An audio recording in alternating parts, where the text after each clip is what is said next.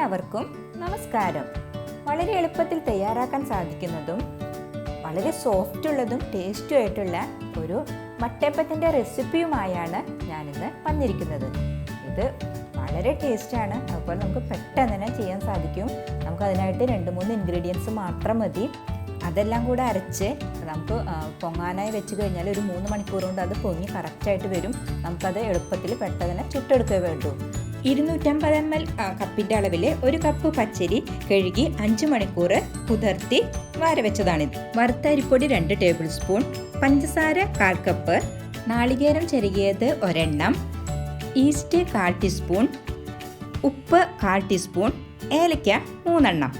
അരി കുതിരാനായിട്ട് ഇടുന്ന സമയത്ത് തന്നെ ഒരു നാളികേരത്തിൻ്റെ വെള്ളത്തിൽ 1 ടീസ്പൂൺ പഞ്ചസാര ഇട്ടിട്ട് 1/4 ടീസ്പൂണ് ഈസ്റ്റ് ഇട്ട് നമ്മൾ അടച്ച് പൊങ്ങാനായിട്ട് വെക്കണം. ഇനി നമുക്ക് ഇതെല്ലാം കൂടെ ഒരു മിക്സിയുടെ ജാറിലിട്ടിട്ട് നന്നായിട്ട് അരച്ചെടുക്കാം. ഞാനിത് വെള്ളത്തിന് പകരം നാളികേര വെള്ളം ചേർത്താണ് അരച്ചെടുത്തിരിക്കുന്നത്. ഈ ഒരു കൺസിസ്റ്റൻസിയിലാണ് അരയ്ക്കേണ്ടത്. ഇനി നമുക്കിതൊന്ന് കൈവച്ച് നന്നായിട്ട് മിക്സ് ചെയ്യാം. ദോശമാവിനേക്കാളും സ്വല്പം കൂടെ അളവിൽ വേണം നമ്മൾ അരച്ചെടുക്കാനായിട്ട്. ഈ ഒരു കൺസിസ്റ്റൻസിയിൽ വേണം നമ്മളിത് തയ്യാറാക്കാൻ. നാളികേരത്തിൻ്റെ അളവ് 1 എണ്ണം വേണമെന്ന് നിർബന്ധമില്ല, അരമുറി ആയാലും മതി. പക്ഷെ 1 എണ്ണം ഇട്ട് കഴിഞ്ഞാൽ നല്ല ടേസ്റ്റാണ്, അതുകൊണ്ടാണ് ഞാൻ 1 എണ്ണം എടുത്തിരിക്കുന്നത്. ഇനി ഇത് നമുക്ക് അടച്ച് മാറ്റി വയ്ക്കാം. ഒരു 3-4 മണിക്കൂറിനുള്ളിൽ ഇത് പൊങ്ങി കറക്റ്റായിട്ട് വരും. കിണ്ണത്തപ്പം ഉണ്ടാക്കിയല്ലോ അതുപോലെ വേണം ഇത് തയ്യാറാക്കി എടുക്കാനായിട്ട്. ഒരു 3 മണിക്കൂറായപ്പോൾ എനിക്ക് നന്നായിട്ട് ഇത് പൊങ്ങി വീർത്ത് വന്നു.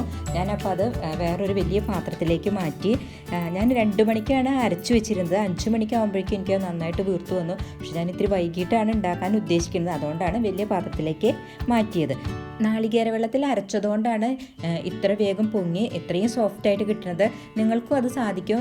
നമ്മൾ ഓരോ ദിവസവും നാളികേരം ഉടയ്ക്കുന്ന സമയത്ത് അതിൻ്റെ വെള്ളം എടുത്തിട്ട് അതിൽ സ്വല്പം പഞ്ചസാര ഇട്ടിട്ട് നല്ല ടൈറ്റുള്ള പാത്രത്തിൽ അടച്ചിട്ട് ഫ്രിഡ്ജിൽ സൂക്ഷിക്കുക. അതിപ്പോൾ നമുക്ക് 1 ആഴ്ച 2 ആഴ്ചയൊക്കെ കേടുകൂടാതിരിക്കും. അപ്പോൾ അങ്ങനെ ഓരോ ദിവസത്തെ നാളികേരം വെള്ളം സൂക്ഷിച്ച് വെച്ചത് ഒഴിച്ചിട്ട് അരച്ചാലും മതി. അല്ലാന്നുണ്ടെങ്കിൽ നിങ്ങൾ ഇപ്പം അന്ന് നമ്മൾ ഉണ്ടാക്കണമെന്ന് ഒരു 3-4 നാളികേരം ഉടച്ചതിന് ശേഷം അതിൻ്റെ വെള്ളം എടുത്തിട്ട് നാളികേരം ഫ്രിഡ്ജിൽ സൂക്ഷിച്ചാലും മതി.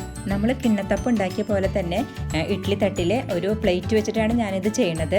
അതിനായിട്ട് ഞാൻ വെള്ളം തിളയ്ക്കാനായിട്ട് വെച്ചിട്ടുണ്ട്. ഇനി നമുക്ക് കിണ്ണത്തിലേക്ക് സ്വല്പം വെളിച്ചെണ്ണ തടവിയതിന് ശേഷം ആവശ്യാനുസരണം മാവ് ഒഴിച്ചു കൊടുക്കാം.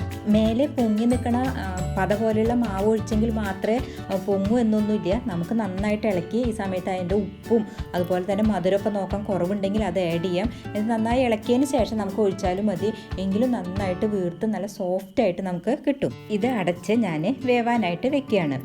നമുക്കൊരു 15 മുതൽ 20 മിനിറ്റ് വരെയാണ് ഇത് വേവാനായിട്ട് വെക്കേണ്ടത്. എനിക്കൊരു 15 മിനിറ്റിനുള്ളിൽ എന്ത് കിട്ടാറുണ്ട്.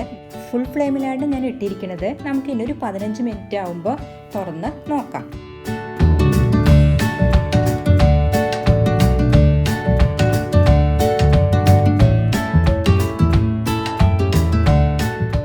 നന്നായി വീർത്ത് നല്ല സോഫ്റ്റായിട്ട് വന്നിട്ടുണ്ട്. നമുക്കിനി ഇതുപോലെ ഓരോന്നും ചുട്ടെടുക്കാം.